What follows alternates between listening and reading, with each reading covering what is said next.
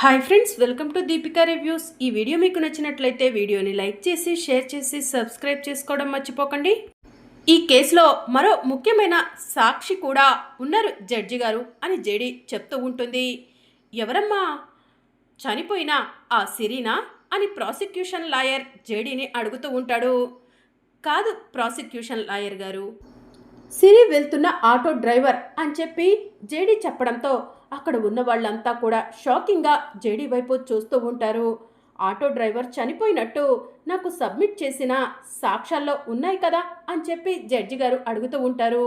విహారీ గారిని ఈ కేసులో దోషిగా నిలబెట్టడం కోసమే ఆటో డ్రైవర్ చనిపోయాడని చెప్పి అందరినీ కోర్టు వారిని నమ్మించారు జడ్జి గారు అని చెప్పి జేడీ చెప్తూ ఉంటుంది. ఇంతకీ ఆటో డ్రైవర్ ఎక్కడున్నారు మేడం అని ప్రాసిక్యూషన్ లాయర్ అడుగుతూ ఉంటాడు. అంజీ అని చెప్పి జేడీ పిలుస్తూ ఉంటుంది. అంజీ అనే ఆటో డ్రైవర్ కోర్టులోకి నడుచుకుంటూ వస్తూ ఉంటే అక్కడ ఉన్న వాళ్ళంతా కూడా ఆటో డ్రైవర్ని చూసి షాక్ అవుతారు. జడ్జి గారు, ఇతనే అంజీ, సిరి వెళ్తున్న ఆటోని డ్రైవ్ చేసింది ఇతనే అని చెప్పి జేడీ చెప్తూ ఉంటుంది. మీరేమైనా చెప్పాలనుకుంటే బోన్లోకి వచ్చి చెప్పండి అని జడ్జి గారు చెప్పడంతో ఆటో డ్రైవర్ అంజీ బోనులోకి వెళ్ళి నుంచుంటాడు. ఆ రోజు రాత్రైంది. ఒక అమ్మాయి పరిగెత్తుకుంటూ నా దగ్గరకు వచ్చి త్వరగా వెళ్ళాలి, ఆటో తీయమని అడిగింది. ఆ అమ్మాయిని చూస్తే చాలా టెన్షన్లో ఉన్నట్టు అనిపించింది. పాపం ఆడపిల్ల కదా, ఏ కష్టం వచ్చిందో అని చెప్పి వెంటనే ఆటో స్టార్ట్ చేశాను. వెనుక చాలామంది రౌడీలు ఆ అమ్మాయిని తరుగుతూ కారులో వచ్చారు. ఆ అమ్మాయి స్పీడ్గా ఆటో డ్రైవ్ చేయమని చెప్పింది. నేను కూడా చాలా స్పీడ్గా ఆటో డ్రైవ్ చేశాను. ఇంతలో వెనుక నుంచి ఒక కారు వచ్చి నేను వెళ్తున్న ఆటోని గుద్దేసింది జడ్జి గారు. దాంతో ఆటో లోయలో పడిపోయింది. లోయలో పడిపోయినప్పుడు నేను ఒకవైపు, సిరి ఒకవైపు ఆటోలో నుంచి దూకేశాము. కాసేపటి తర్వాత కొంతమంది రౌడీలు మా దగ్గరకు వచ్చారు. నన్ను ఎత్తుకెళ్ళిపోయారు.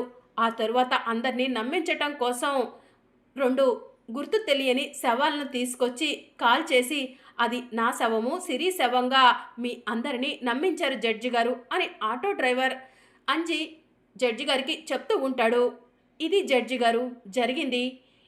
ఈ అంజీ చెప్పిన దాని ప్రకారం సిరి కూడా బ్రతికే ఉండుంటుంది అని చెప్పి జేడీ అంటూ ఉంటుంది. అంజీ, సిరి బ్రతికే ఉండుంటుందా అని చెప్పి జేడీ అడుగుతూ ఉంటుంది. నేను బ్రతికున్నాను కాబట్టి ఖచ్చితంగా ఆ సిరి కూడా బ్రతికే ఉండుంటుంది మేడం అని చెప్పి అంజీ చెప్తూ ఉంటాడు. జడ్జి గారు, ఇప్పటికైనా అర్థమైందా? విహారీ గారిని ఎవరో కావాలని ఈ కేసులో ఇరికించాలని ఇదంతా చేశారు. దయచేసి ఆటో డ్రైవర్ అంజీ చెప్పిన సాక్ష్యాన్ని పరిగణలోకి తీసుకొని విహారీ గారిని నిర్దోషిగా విడుదల చేయండి అని చెప్పి జేడీ చెప్తూ ఉంటుంది. అబ్జెక్షన్ యువర్ ఆనర్, ఇతనే ఆటో డ్రైవర్ అనటానికి సాక్ష్యం ఏదైనా ఉందా అని చెప్పి ప్రాసిక్యూషన్ లాయర్ అడుగుతూ ఉంటాడు. విహారీ గారిని కాపాడాలన్న ఉద్దేశంతో ఎవరో ఒకరిని తీసుకొచ్చి ఇతనే ఆటో డ్రైవర్ అని కోర్టు వారిని నమ్మించాలని చూస్తున్నారేమో అని చెప్పి ప్రాసిక్యూషన్ లాయర్ అడుగుతూ ఉంటాడు. ఇతనే ఆటో డ్రైవర్ అనడానికి మా దగ్గర సాక్ష్యాలు ఉన్నాయి. ఇదిగోండి జడ్జి గారు, చనిపోయిన ఆటో డ్రైవర్ చేతిపైన పచ్చబొట్టు ఉన్న ఫోటో, ఈ అంజీ చేతిపైన పచ్చబొట్టు ఉంది అని జేడీ చెప్తూ ఉంటుంది. పచ్చబొట్టు ఇప్పటికిప్పుడు కూడా పొడిపించుకోవచ్చు జడ్జి గారు అని ప్రాసిక్యూషన్ లాయర్ అంటూ ఉంటారు. అయితే ఒక నిమిషం ఆగండి అని జేడీ ఆటో డ్రైవర్ అంజీ భార్యను పిలుస్తుంది. అంజీ భార్య కోర్టులోకి వచ్చి అంజీని చూసి, ఏమయ్యా నువ్వు చచ్చిపోలేదా? నువ్వు చచ్చిపోయావని పోలీసు వాళ్ళు చెప్పారు. ఎవరో శవాన్ని తీసుకొచ్చి మాకు నీ శవమని అప్పగించారు. నువ్వు బ్రతికున్నావు. నా కొడుక్కి నాకు అన్యాయం జరగలేదు అని చెప్పి ఆవిడ అంజీని పట్టుకొని ఏడుస్తూ ఉంటుంది. ఏడవకే, ఇది కోర్టు, అలా మాట్లాడకూడదు అని అంజీ చెప్తూ ఉంటాడు. అమ్మా, అతను నీ భర్త అని జడ్జి గారు అంజీ భార్యని అడుగుతూ ఉంటారు. అవునండి, ఈయన నా భర్త. ఆటో తోలుతూ ఉంటాడు. ఆటో లోయలో పడిపోయింది. లోయలో పడిపోగానే ఆటో కాలిపోయిందని చెప్పి ఎవరో శవాన్ని తీసుకొచ్చి పోలీసు వాళ్ళు నాకు అప్పగించారు. నా భర్త చేతిపైన నా పేరు మంగాను పచ్చబొట్టుగా పొడిపించుకున్నాడు.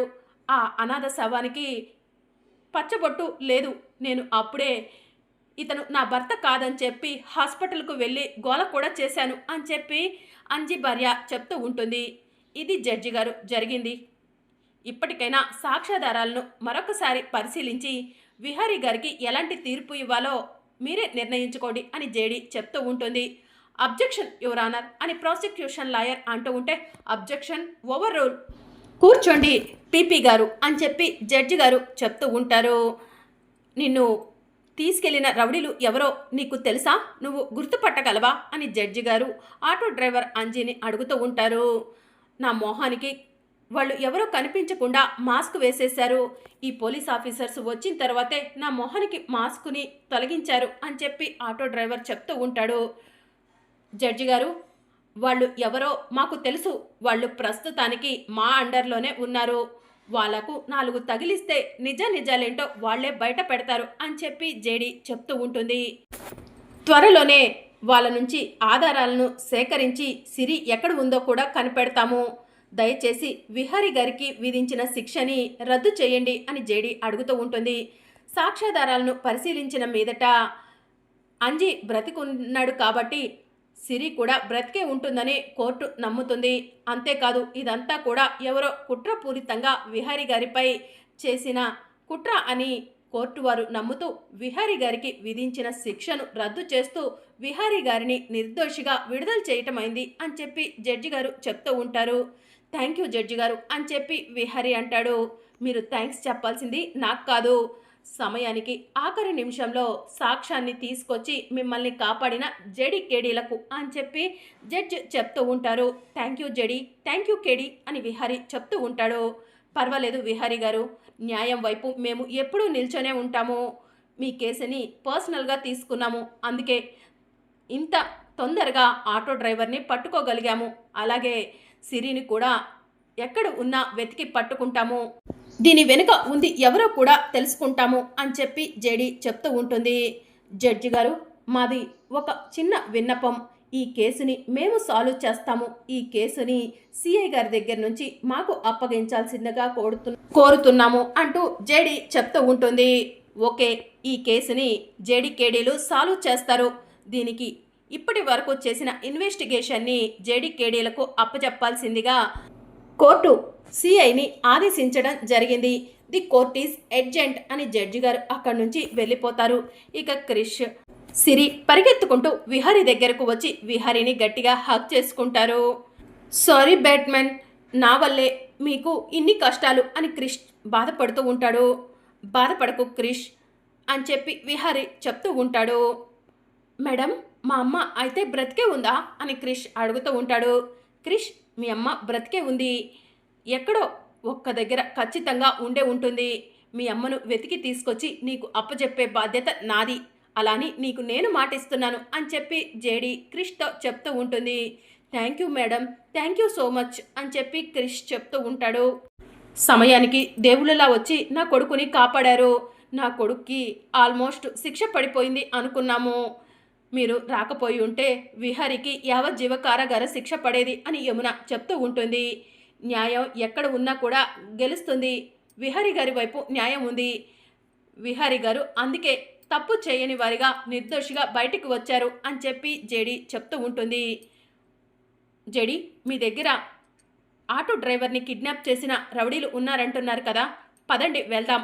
వాళ్లకు 4 తగిలిస్తే అసలు నిజమేంటో బయటపడుతుంది అని విహారీ చెప్తూ ఉంటాడు. సరే విహారీ గారు అని చెప్పి జేడీ అంటుంది. అమ్మా, మీరు కృష్ణి సిరిని తీసుకొని ఇంటికి వెళ్ళండి, నేను జేడీ కేడీలతో వెళ్తాను అని విహారీ చెప్తూ ఉంటాడు. ఒరే విహారీ, పోలీసులు చూసుకుంటారు కదరా, మళ్ళీ నీకు ఈ గొడవ ఎందుకు అని చెప్పి పద్మాక్షి అంటూ ఉంటుంది. పాపం సిరి అమాయకురాలు, తను చనిపోలేదని జేడీ కేడీ చెప్తున్నారు.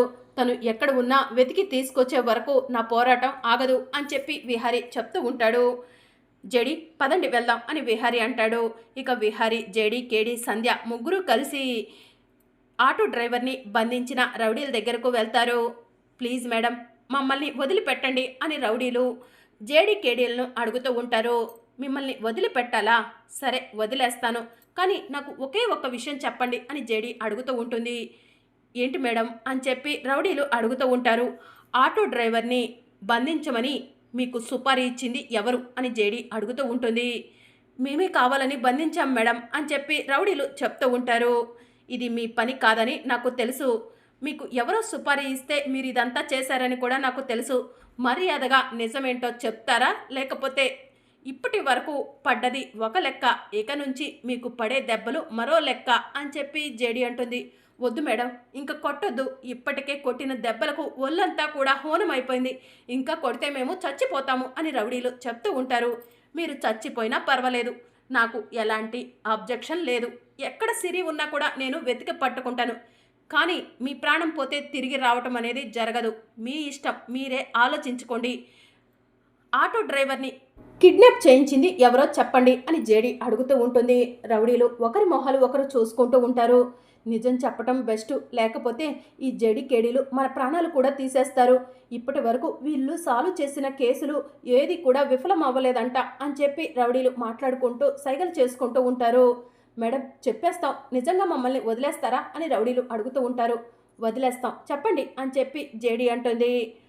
అంబికా మేడం, సుభాష్ సార్ అని రౌడీలు చెప్తూ ఉంటారు. అంబిక అత్తయ్య అని విహారీ అడుగుతూ ఉంటాడు.